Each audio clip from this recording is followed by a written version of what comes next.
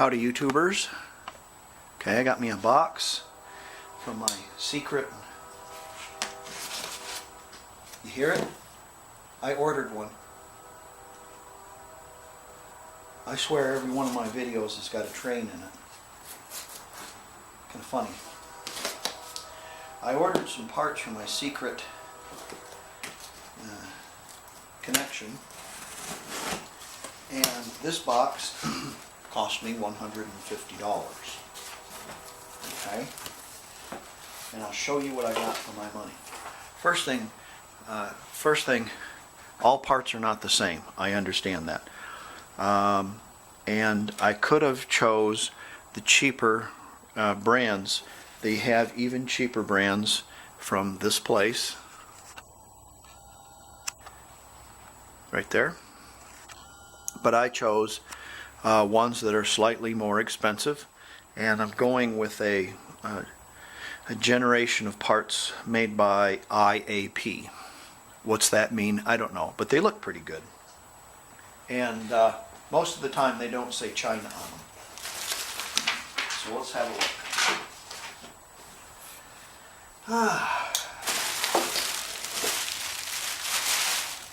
I got this.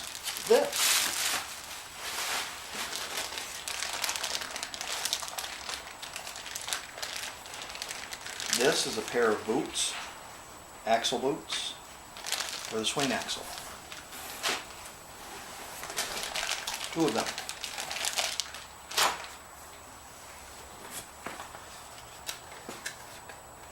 This is a tie rod end. Does not say China on it. Looks very nice. Very usable.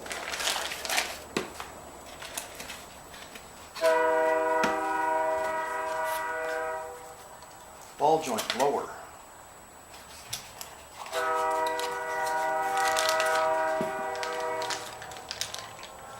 That looks very nice.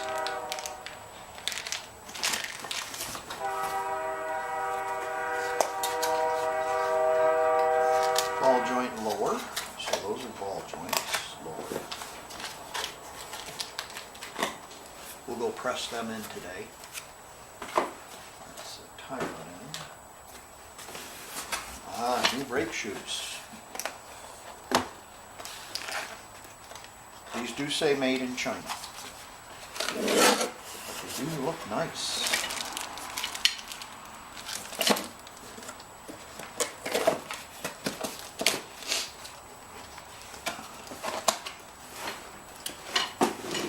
Another set of brake shoes. And these do say made in China. These are two front wheel seals that do not say made in China on them. I'd have to look a little closer. This is going to be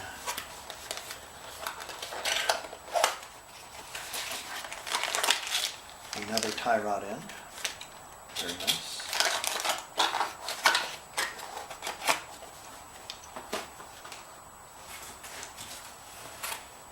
Well, what's this? Hardware kit, brakes, TCM. So it's either the front or the rear.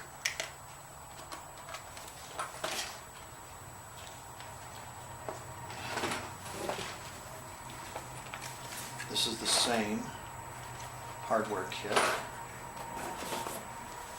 This is going to be ball joint upper.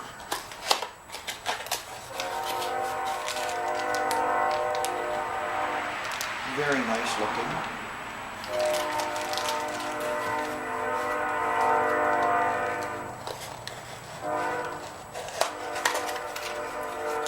Ball joint upper. Another. And then what do we have here? Chassis parts. Tie rod end inner.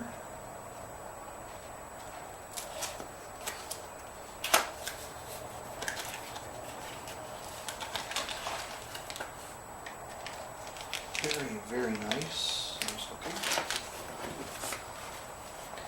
And, oh, these do say made in China. So these two boxes are definitely made in China.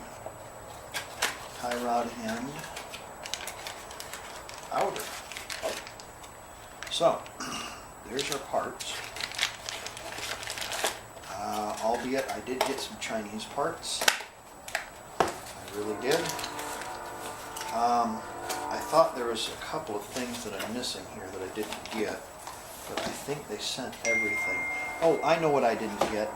I didn't get my rear wheel kits. My rear wheel kits are also included in this, and they're being shipped separately. And they are they're seals. They're like a O-ring and a gasket, and that kind of thing to service the rear wheels. So I got all of this for $150. So think about this. When you order parts from the guys in the jams and the Hawaiian shirts, and they have their fingers out like this going, "Hey dude, bugs," you're probably going to buy the same parts. For more. So this is my secret weapon. This is quite a good deal here for all this, I thought anyways. Let's go and press those ball joints in. Okay, some things you should do before you press in your ball joints. This is a lower ball joint. Okay, I've taken the nut off. Then I'm going to take the boot off. Why are you taking the boot off? So the boot doesn't get all screwed up. You can just kind of peel the wire up like this. It just kind of goes real easy, like so. Yep, there you go. Then the boot will come off. See, the reason why is you can't get the boot through. See, you'll end up damaging the boot. Take that out. See this crappy old gray grease? We're going to replace it. I'll show you how we're going to replace it. But we have to get the joints in first. We're going to want some real grease, not this Chinese grease, to give them a chance. I'm going to take this. Boy, that's a terrible glove. I'm going to take this joint and we're going to line it up and press it in. Now, it has a mark right there, right there, right there, and that mark, or this mark, has to go line up with that. Now, once you press this in, you can put your boot back on. Before I press this in, I'm going to get this hot with my propane torch. I'm not going to get it cherry red, I'm just going to get it hot. Probably too hot to touch, but not hot enough to boil the grease or cook any of the nylon in there or anything. But I'm going to get it hot, because when you get this hot, it expands. And this will slip in much easier. Also, before I get it hot, I'm going to sand the inside of this because it's all rusty and crusty. So I'm going to sand that all up really good. I'm not going to take, a whole bunch of material off. I'm just going to knock all the rust off of it. Maybe spray a little lubricant in it while you're doing that. Get all that out of there. Then I'm going to dry it out, and I'm going to paint my ball joint, and I'm going to paint the inside of this with some anti-seize before I press it in there. And that will all help, and heat will all help to press this in. Now, when you press them in, when you're using a press, you have to situate this so it's straight. So you'll have to have something underneath it to make it straight. So you want some kind of something underneath it. That probably won't work.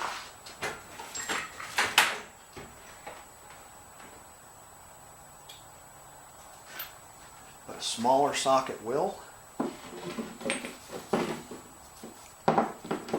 Something like that. Whatever.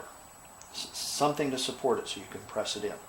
Then, while you're pressing this in, you have to use something to press it in with. So you want to use, don't just push the press on there. Have to use something that's going to be big enough around to press that in. So that's not quite big enough. That's nice. I like that right there. Wear eye protection when you do it too, because the socket might shatter. They also might have rings to press with, but I'm going to bring all my stuff there because I don't know exactly what he has. But I'm going to prepare myself. Same with the uppers. You're going to pull the boot off. But now, when you press the upper in, you're not pressing this side in. You're pressing this side. So long socket is good. If you press on the outside of this, it might bend that flange.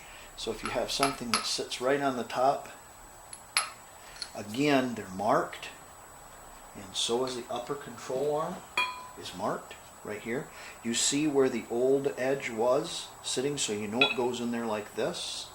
And you can see along the edge there where this mark was, so you know where everything goes. It's important that you do this correctly. So those are some things to think about before you take and go and press your joints in place. Okay, here's the affair I'm using. This is a lower control arm. I've got the notch lined up, the notch there, and this is going to come out through the center right here. Then it's got a collar on it, and we're going to hit this end with a impact, and we're going to warm this up a little bit too, and hit that with a little propane.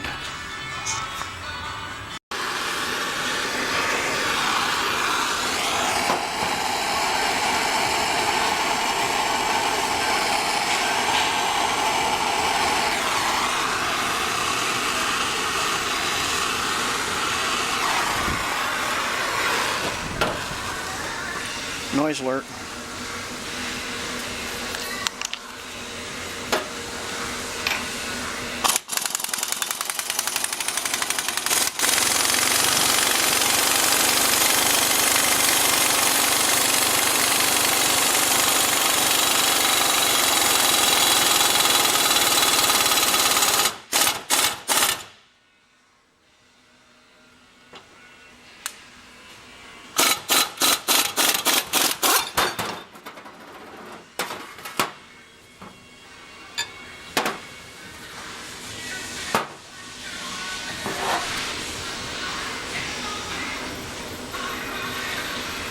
That's one.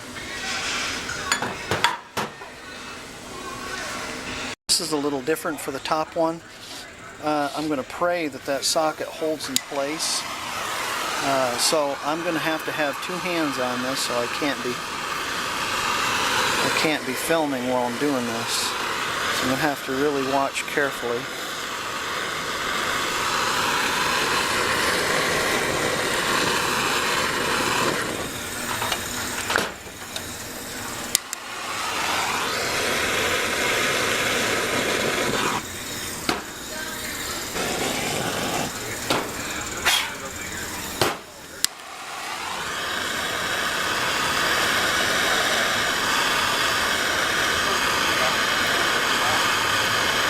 Okay.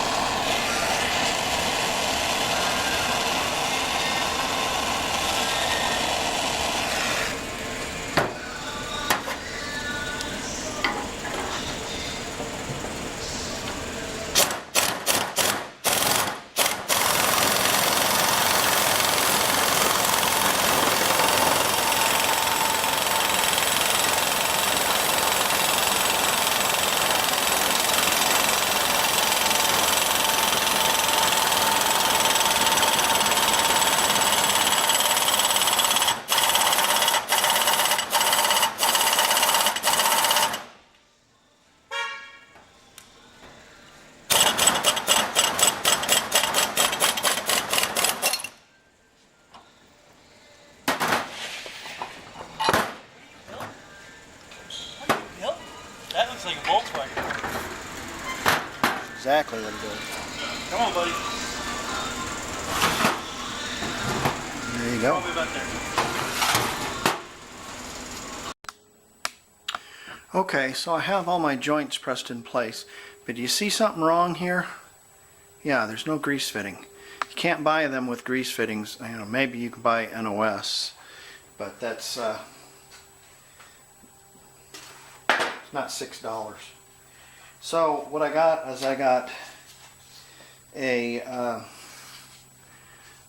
quarter 28 tap, and I got some quarter 28 grease fittings. Now, I got the quarter 28 for two reasons. They're 20 cents cheaper than the metric ones. I bought these at Ace Hardware, and they're 20 cents cheaper than the metric ones, and they have 28 threads an inch, whereas the other ones are 6x1 thread pitch, and the quarter 28 has more threads, therefore it's finer. So it's about the same size. So what we're going to do is, there's our joint, and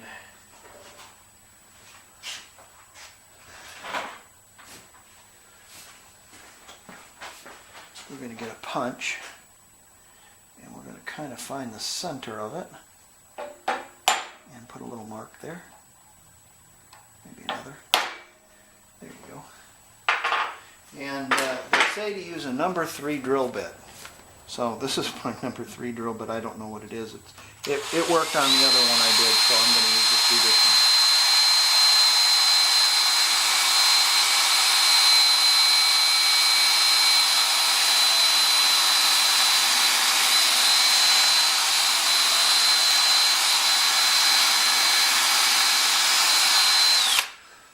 About as sharp as a bag of wet mice.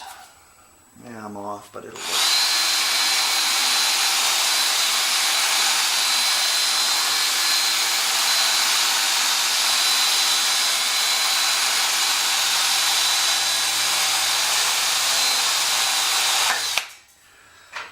There it is. Now, am I going to get a little bit of shavings in there? Oh yeah, probably. Probably so. Probably so.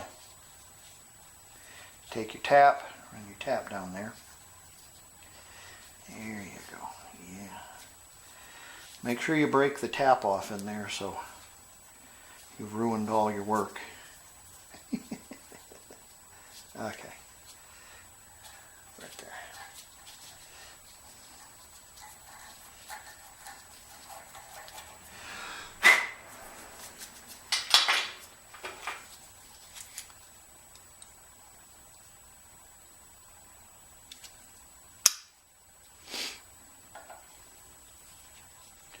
Now, your ball joint has a grease fitting. Thank you very little.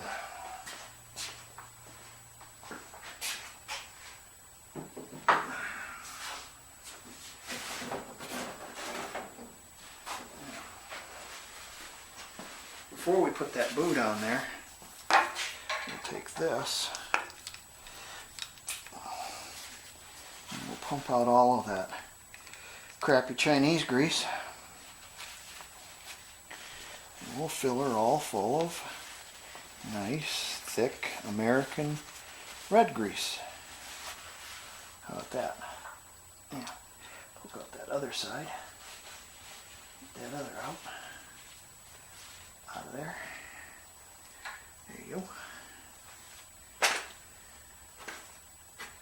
Come on, Granny. Now, you can put your boot on there and be well assured that you're going to be able to grease that also. Pretty slick, huh? There you go. You take the boots off of these, put them back in the box that says upper, and then that way you'll know that these are the ones for the upper ball joint. And then squeeze your boot back on, and then work your little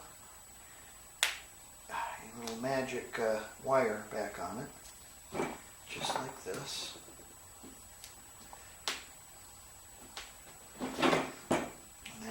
haven't dingused up your boot, so it'll last for a good long time.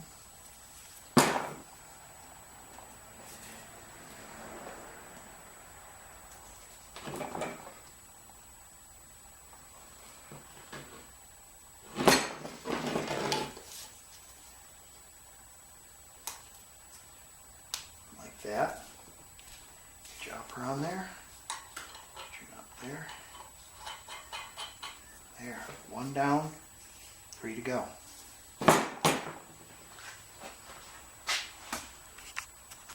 Here's our 4 beauties.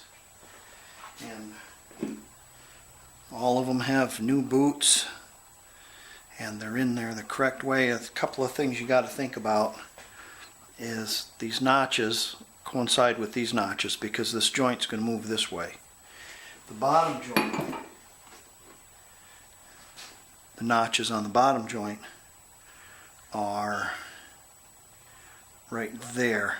So this joint is going to move this way. You have to have them in there the right way. Also, yeah, think about it. Okay, this is the bottom. So it's going to slide in here like this. Let me think. I think how this is going to go. Yeah, it's going to slide in here like this. And then this one is the top one. And this is on the driver's side. And it's going to slide in here like this. And these two are going to go into the spindle. Make sure you have them oriented the right way. You got to think about that. And then on the driver's side, the same thing. You have this on the bottom. You have this on the bottom. And then you have this one on the top. And it's kind of weird because I think they only made 2 different. They're not left and right. Okay, they're ambidextrous, and you can put them in either side. I think, as far as I don't know, because the holes are different. You know, these holes, the screw holes are up, whereas these ones are on the bottom, which is kind of strange. I don't know. But there you go. All of them pressed all in. If you use the way I do it, it'll work quite well. If you don't use the way I do it, it won't work so well. You can get that device that I used from AutoZone or one of these places like that. They'll rent it to you. Essentially, you pay for it, and then when you bring it back, you get your money back. And then you can use that to press it in. Works really well. Heat works really well. Make sure you use some anti-seize on the joint and on the inside of the arm. And heat works really well. And remove your boots. And it doesn't matter if it's upper or lower. You can remove your boots, and you'll be able to get the boots on later. It's not a problem, and it won't booger your boots up. So that's the best idea. All right, I got 4 new joints. Isn't that great? Now I think what I'm going to also do is I'm going to put grease zerks in my tie rod ends as well, so I have a completely greasable front end. That's what I want.